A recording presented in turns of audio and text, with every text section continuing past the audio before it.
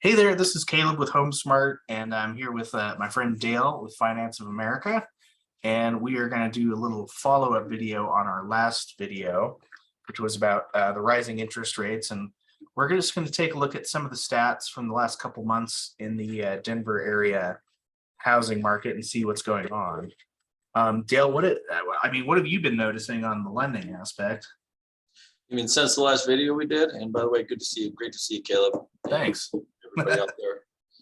I mean, unfortunately, things have gotten more volatile, and at this point, we're not sure if we've seen the top of it.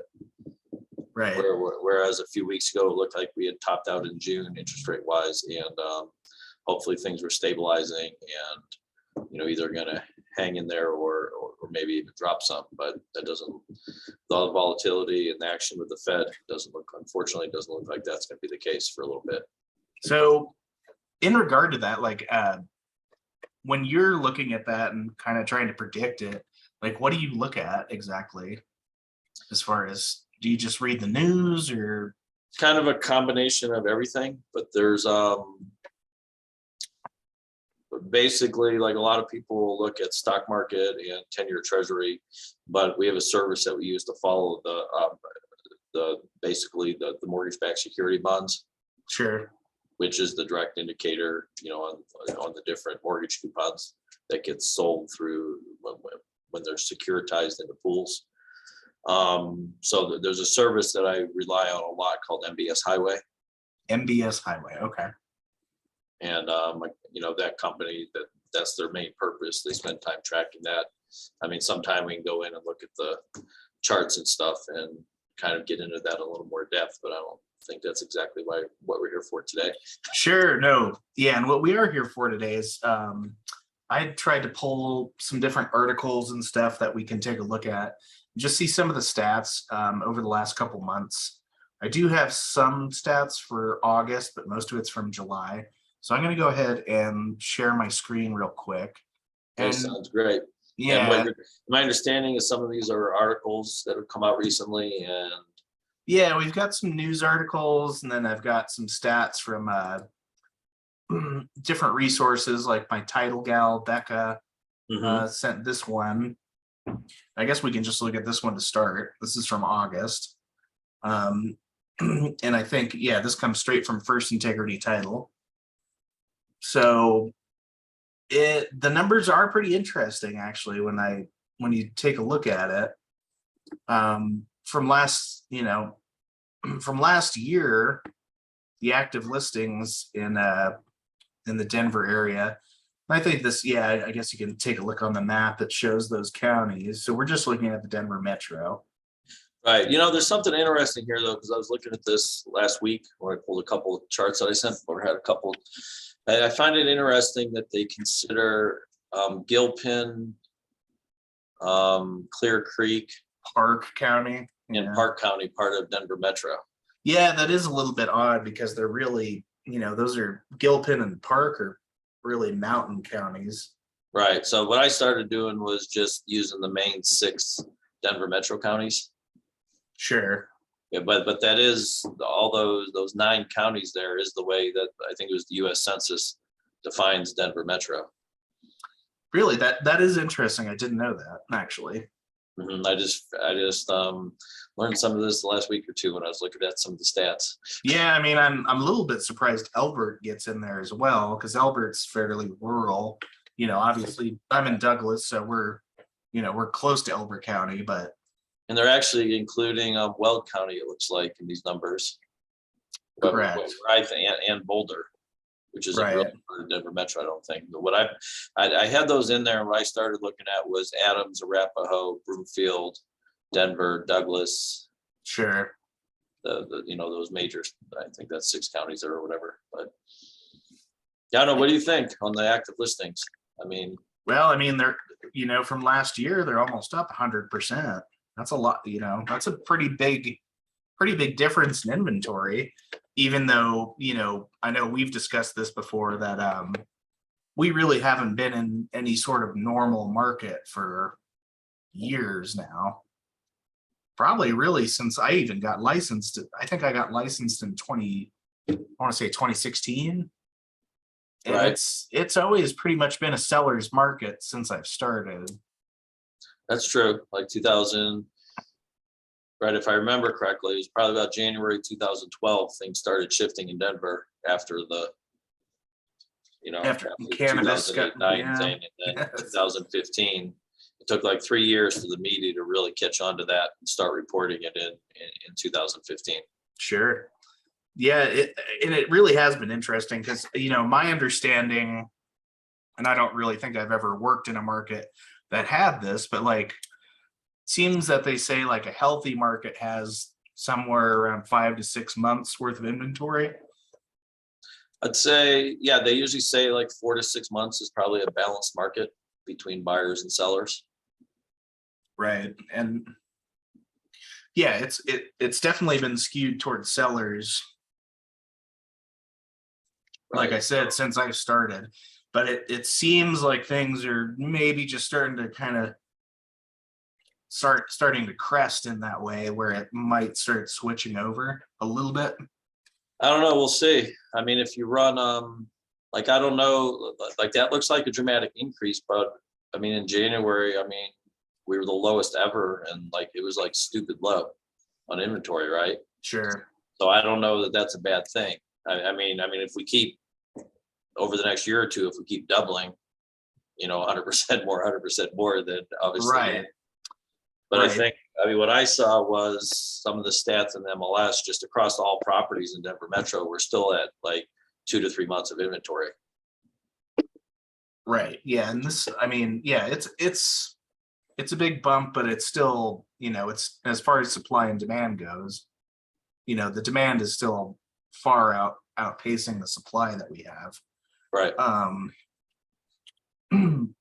Yeah, and we go to the closed listings. I mean, that seems like a fairly significant number as well when we're looking at 30% down from last year. I would say maybe, the interest rates probably have something to do with that, but do you think do you think more buyers are backing out? I think it's a hard, it's challenging to navigate the market. I mean, even for me or us, the lenders, the real estate agents, I mean, there's a lot of volatility. We're trying to work around this. So, Right. I mean, I would think, and it's something we're used to. I think, I just think it's hard for the public to, manage that. So as far as like that mental adjustment to rates going from 3 to 5 to 6%, and the mental shift that needs to happen there, I think, has caused people to pause. And obviously it has cut out, in qualifications, it's cut out a percentage of potential home buyers, or Sure. they really can't afford as much. And so there is definitely that, but there's still, I mean, there's still a lot of demand out there, and supply is definitely on the lower side. Yeah, So, and I think that mental shift is something that we'll kind of discuss more here later in the video, but I think a lot of people, whether they're buyers or sellers, are still kind of in that mindset from back in, January to April, where it was still super crazy. mhm.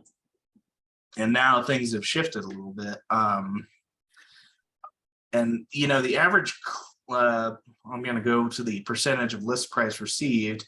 I think this one's interesting that it's finally kind of dipped below 100%. Right, which I think is a good thing. I mean, I do too. typically the way it is.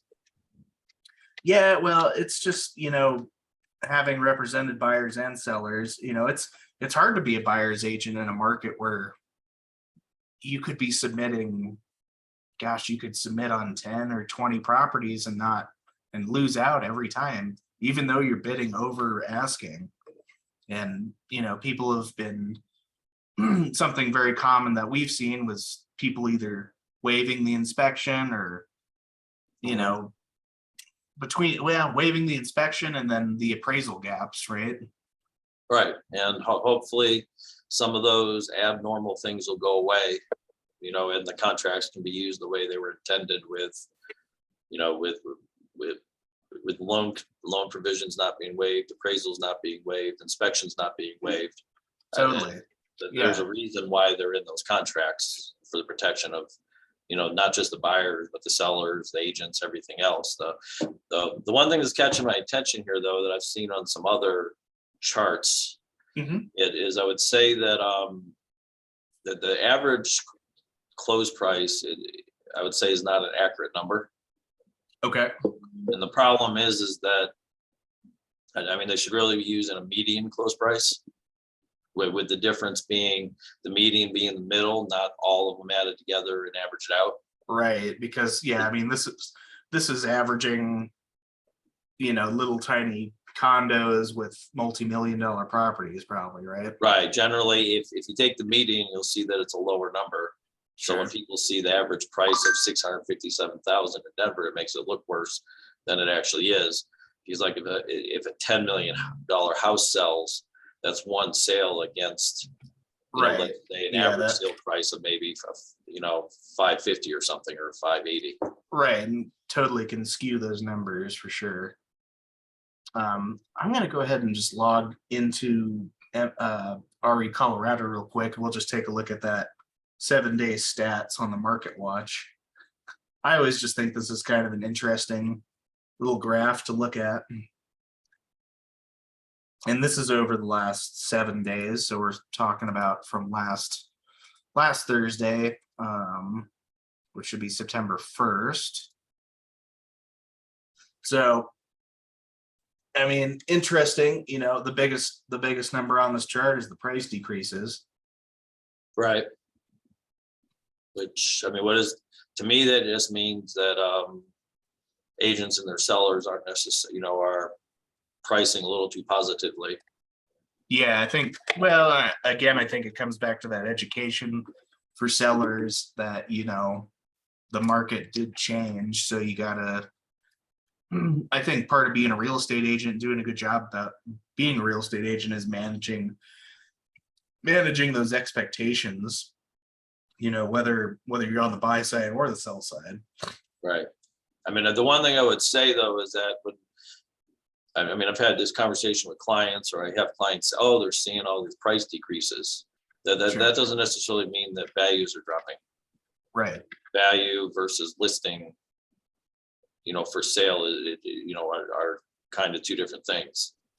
Right. And I think it's just representing that, I think sellers are going to have to become a little bit more competitive with each other. What I'm starting to see a lot more of, that I haven't seen really since I started, was sellers are starting to offer concessions, whether it be closing costs, or I think I got an email earlier today where the seller was willing to pay the first 3 months of HOA fees, that kind of thing. Right. Which is awesome for first-time home buyers. Sure. And people that don't own homes, that have been out of the market. Because from the lending side, it allows a lot of different options as far as being able to get people into homes with seller paying closing costs and so forth. I mean, that's the way most deals used to be done, 10 years ago or whatever. It allows a buyer that has a certain amount of down payment, instead of having to use that money towards closing costs, it allows let the seller pay the closing costs, and then they can use that full amount of money towards down payment. Right. Which helps them in their loan scenario and what they can afford and everything along those lines. Right. And one other thing I see, that you might be able to explain for people if they're not super familiar with it. When you see a seller offering to buy down points, can you explain that for people? Well, there's a couple different things there. Basically, let's just say an interest rate is 6%. Okay. Somebody can pay what's called a discount to theoretically get a 5% interest rate. So it's going to cost them a certain amount of money to do so. Sure. Okay. So if we go down that road, there's also something that's coming into the market now, like something called a 2-1 buy down or a 1-0 buy down. or a 3-2-1 buy down. Okay. But basically what happens there is, let's say a seller or a builder, and I'll just use round numbers. Let's say the going interest rate is 6%. If they do a 2-1 buy down, that's basically going to mean that there is a fee paid, that the first year the interest rate would be 4%. The second year the interest rate would be 5%. And then the third year they go to the full interest rate of 6%. Oh, interesting. So it kind of steps up. Right. So the Aggressively. benefit there is to keep they still qualify on the 6%. Okay, as far as the mortgage goes, it doesn't help them get into more house or anything, but helps them with a payment that that's a little bit less of a shock with interest rate change. Gotcha. Other thing we're thinking, like we talked about in the last video, is that there's a very good chance that within that next 12 to 24 months before that interest rate goes back up to 6% rate, that that they're going to be able to refinance. Sure. And the other cool thing is that money that's set aside for that 1 or 2% rate, that discount for those programs, is actually set aside and paid for them.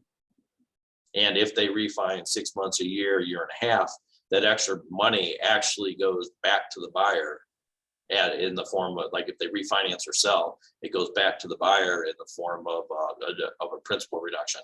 Gotcha. Well, no, that's very interesting to hear, because I'm not sure, especially first time people, they're not really familiar with that kind of stuff. And right, it's just a way to, a lot of builders be using it. I've seen some signs around where builders, they're not presenting it that way. They're actually presenting it in some weird way with like 4% with it doesn't even look like they're doing it legally in some cases, the way they're posting it, because there are requirements when you post rates and stuff. But there are options there, and I think it's things that are coming in where sellers are going to want to help buyers to make it happen, so everybody can get what they want. No, that is interesting. And I think, like you said, I mean, now that the market is starting to shift, from my perspective as a real estate agent, if I was representing a seller, educating them that the days of expecting to get 5 or 6 offers on the first weekend, those dried up really quick. Well, yeah, I mean, I can see agents out there that aren't used to this, the way things have been the last couple of years. They're kind of panicking, like, well, wait a minute, I only got a few showings over the weekend. I didn't get an offer over the weekend. Now what? Right. So I think this is where it's beneficial to, work with agents that have been in the business more than a year or two. Oh, most definitely. And, let's go back to the RE Colorado stats real quick. I mean, it looks like, expired listings are at about 500 over the last week. So yeah, go back to that for 1 second. Let me see how this. Yeah, of course. So we're about 1498 new listings, and this is just the last 7 days. Let's see what else you got there. New listings closed. So basically, new listings 1498, closed 1292. So obviously, within that 7 days, anyhow, we've grown a little bit of inventory, right? Right. Yeah. Yep. Some stuff sticking around, and I think what we're looking at here on the. Of course, there's some withdrawals there and expires, which kind of wash that out. Depending on if those ones may be coming back to market, though, they could be mixed in there, right? Or not? Certainly could be. I'm actually just kind of curious to look at the price ranges of some of these expireds. Of course, some of this stuff is down in La Junta or out in rural areas, so probably not exactly what we're talking about here in the metro area, but yeah, I mean, even looks like there's a fair amount of stuff in the 300s and 200s that have expired. Of course, we never really know unless we're looking at the condition of each place. For example, this listing doesn't even have pictures. Probably didn't help. But yeah, it is interesting to kind of see things shift a little bit. Right. And can you pull up one of those? Remember those graphs I sent you? yes, On the active listings. just real quick before you move on to that next thing you're bringing up. No worries. I'm just going to point out something here. Is that the listing one? Yeah, it looks like it. Right. So, I mean, I thought this was interesting because everybody, oh, inventories increased 100% end of July, right? But if you go and look to the July number there on the right, you can see the peak at the end of July. Anyhow, yeah, we're at the end of August. Those numbers will be available here shortly. But I mean, like you said, you know, I mean, the market has been pretty strong since like 2015 or so.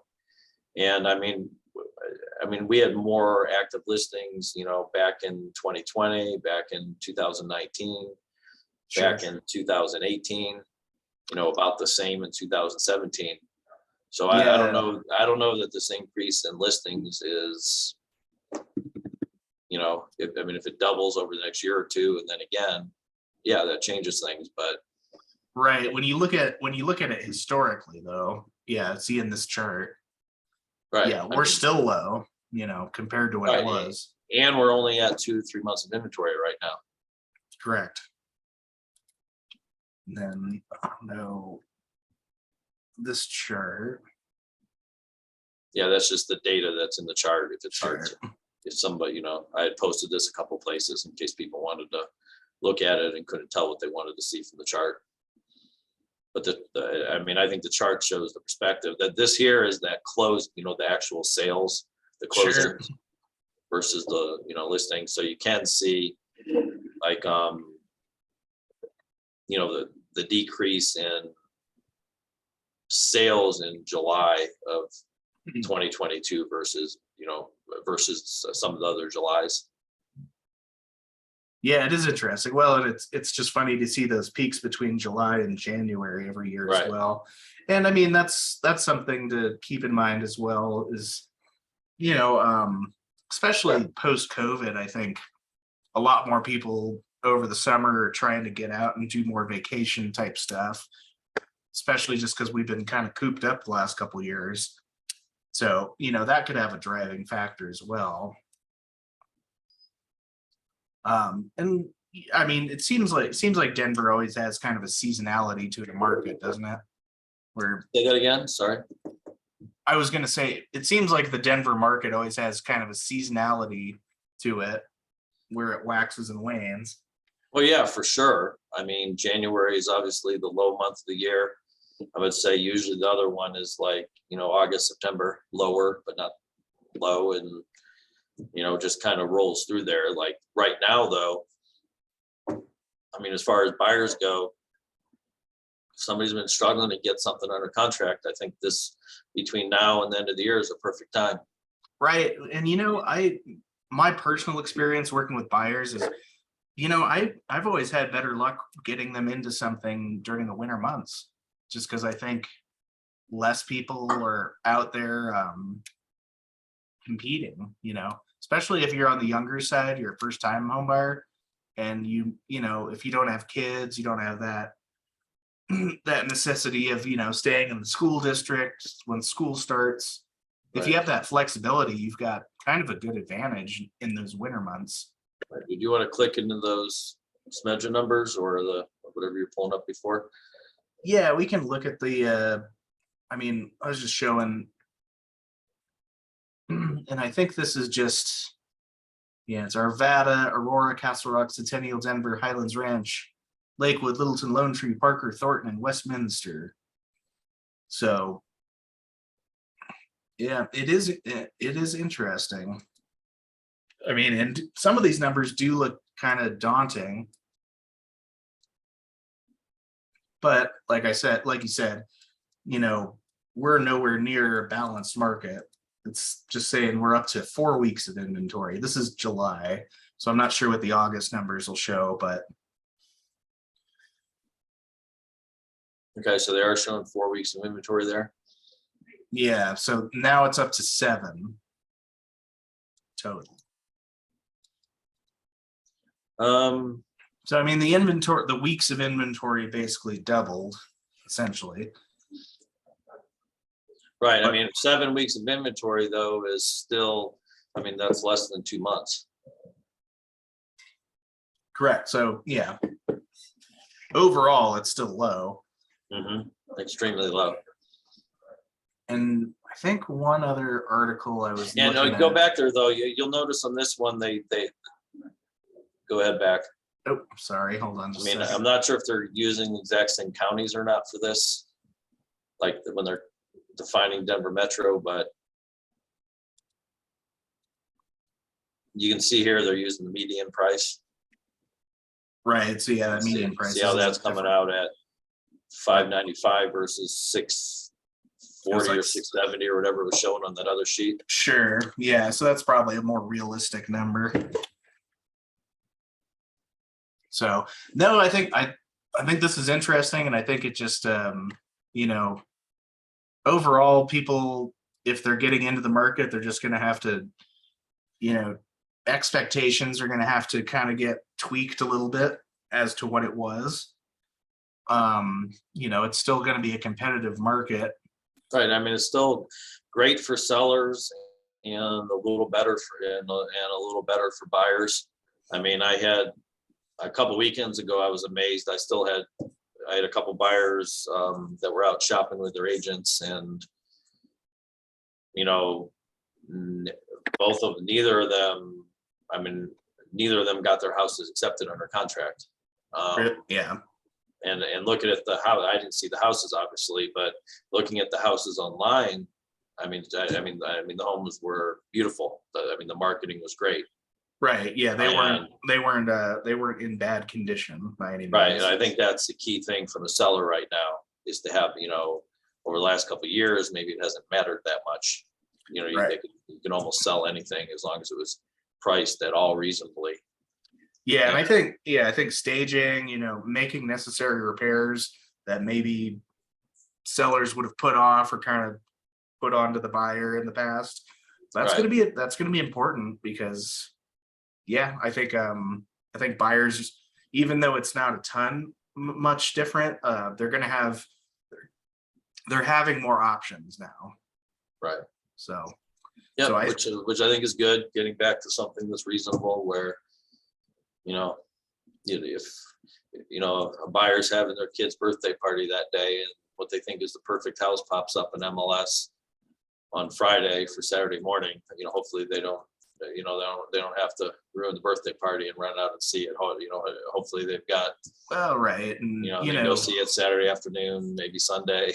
I think the difficult thing for buyers too, the way the last couple of years have been is you're literally, I mean, these showing windows they were giving us were 30 minutes maximum. Right.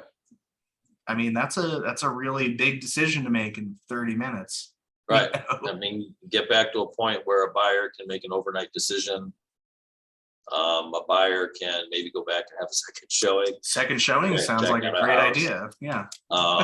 You know, get away from, you know, that, I mean, that actually helps the market because I think, I mean, at least in the past, we've seen where, like when everything got crazy, the number of contracts falling out actually seemed like it increased.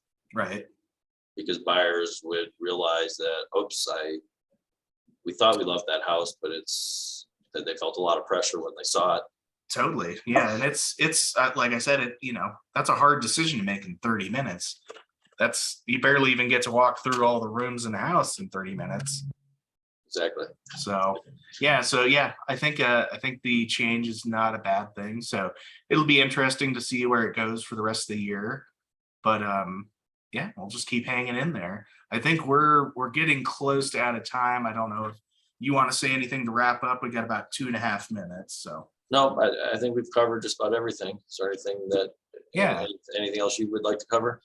I don't think so. I mean, it's interesting to really peg down and look at the numbers and kind of see stuff from a historical standpoint too. I think right. I guess the one thing I would say is, you know, when you take all the numbers and average them across, let's say Denver Metro, that doesn't necessarily split out. Things can be different in certain neighborhoods. And I'm actually expecting that, like before, everything was just kind of across the city.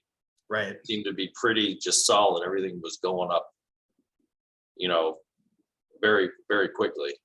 I would actually expect things to get a little more hodgepodgey and kind of broken out, where Sure. different neighborhoods are going to perform in different ways. So if if you're listening to this video and you have questions about a certain area, give Caleb a call, give me a call, and we can get you the numbers, associated with that specific neighborhood, that specific town, zip code, kind of however much you want to break it down. And Right. and that's where the reality is as to what's going on, not the average that happens across the Denver metro or happens across Colorado, or the numbers you'll see in the media when they're averaging across the whole country. Right. Yeah. And I mean, it's like when we look at comps for a particular house in the neighborhood, we're usually, in a suburban area, we're not looking further than maybe a mile out from where the subject house is. So it is Absolutely. very localized in reality. So it is kind of hard to take these big generalized numbers and expand upon them, but yeah, I think this was great. So thank you, Dale, again for joining me, and we'll do another one soon. We'll have to figure out new topics. So There's plenty of them out there. oh So yeah, man. it was great chatting with you, Caleb. No worries, man. Well, you have a good rest of the day, and thank you everybody for watching, and we'll check in soon. Okay, see you later. See ya.